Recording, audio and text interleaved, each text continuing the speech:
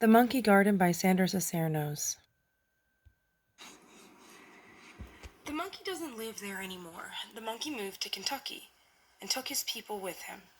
And I was glad because I couldn't listen any more to his wild screaming at night, the twangy yakety-yak of the people who owned him. The green metal cage, the porcelain tabletop, the family that spoke like guitars, monkey, family, table, all gone. And it was then we took over the garden we had been afraid to go into. When the monkey screamed and showed his yellow teeth, there were sunflowers big as flowers on Mars and thick coxcombs bleeding the deep red fringe of theater curtains. There were dizzy bees and bow-tied fruit flies, turning somersaults and humming in the air. Sweet, sweet peach trees, thorn roses and thistles and pears, weeds like so many squinty-eyed stars, and brush that made your ankles itch and itch until you washed with soap and water. There were big green apples hard as knees, and everywhere the sleepy smell of rotting wood, damp earth, and dusty hollyhocks, thick and perfumy, like the blue blonde hair of the dead.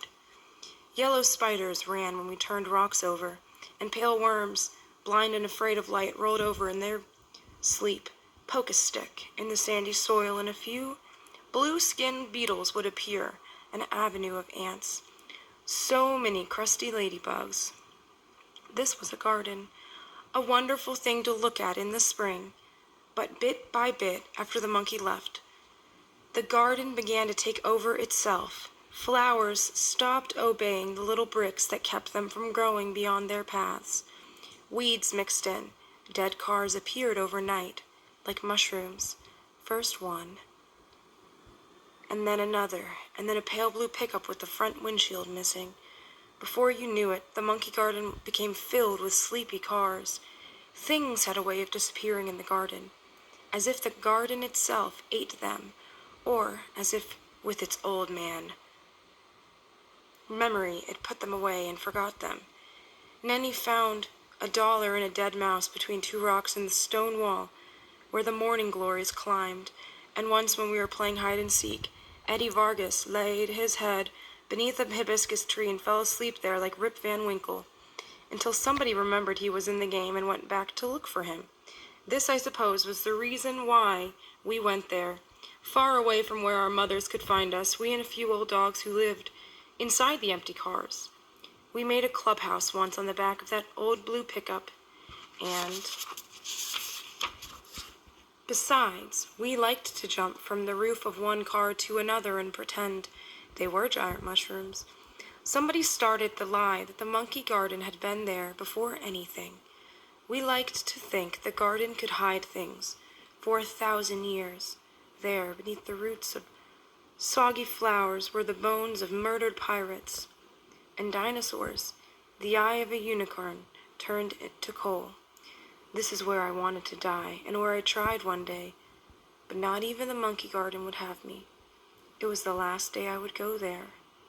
Who was it that said I was getting too old to play games? Who was it that I didn't listen to? I only remember that when the others ran, I wanted to run too, up and down and through the monkey garden, fast as the boys, not like Sally, who screamed if she got her stockings muddy.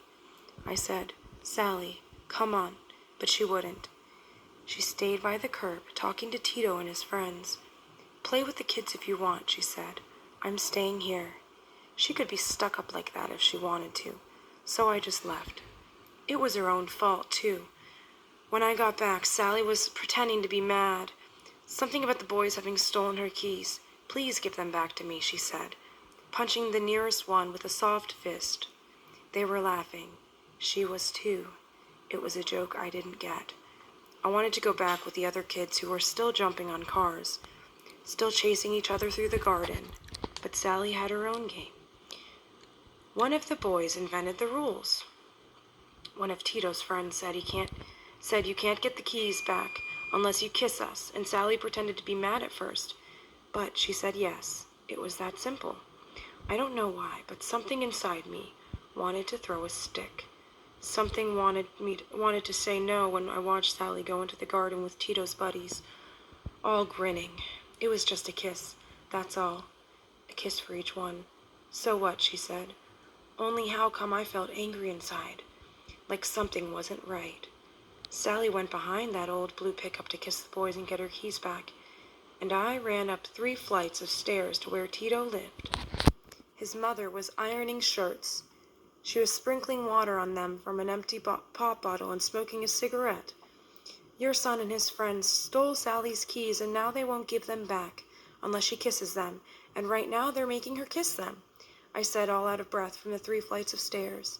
Those kids, she said, not looking up from her ironing. That's all? What do you want me to do? She said. Call the cops? And kept ironing. I looked at her a long time, but she couldn't think of anything to say and ran back down the 3 flights to the garden where Sally needed to be saved. I took 3 big sticks and a brick and figured this was enough. But when I got there, Sally said, "Go home." Those boys said, "Leave us alone." I felt stupid with my brick. They all looked at me as if I was the one that was crazy. It made me feel ashamed. And then I don't know why, but I had to run away. I had to hide myself at the other end of the garden, in the jungle part, under a tree that wouldn't mind if I lay down and cried a long time. I closed my eyes like tight stars so that I wouldn't, but I did. My face felt hot. Everything inside hiccuped. I read somewhere in India there are priests who can will their heart to stop beating. I wanted to will my blood to stop, my heart to quit its pumping. I wanted to be dead, to turn into the rain, my eyes melt into the ground like 2 black snails. I wished and wished. I closed my eyes and willed it. But when I got up, my dress was green and I had a headache. I looked at my feet in their white socks and ugly round shoes. They seemed far away. They didn't seem to be my feet anymore.